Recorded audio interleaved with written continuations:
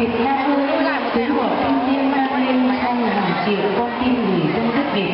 Trải qua hàng nghìn năm lịch sử dựng nước và giữ nước, những con người Việt Nam anh hùng đã kết tinh khí phách hào hùng, hồn thiêng sông núi, xây dựng lên Giang Sơn gấm tóc, lưu danh muôn thuở. Người Việt Nam vốn rất yêu hòa bình, ghét chiến tranh hận thù, nhưng khi đất nước lâm nguy, mỗi chúng ta đều đồng lòng đứng lên sẵn sàng hy sinh vì tổ quốc, vì quê hương đất nước thân yêu. Việt Nam trong trái tim mỗi chúng ta, liên khúc hát múa tự hào trái tim Việt Nam. Sáng tác Phạm Quỳnh Anh, nhạc sĩ Phương Uyên cho tập thể giáo viên và học sinh trường tiểu học Lương Yên trình bày.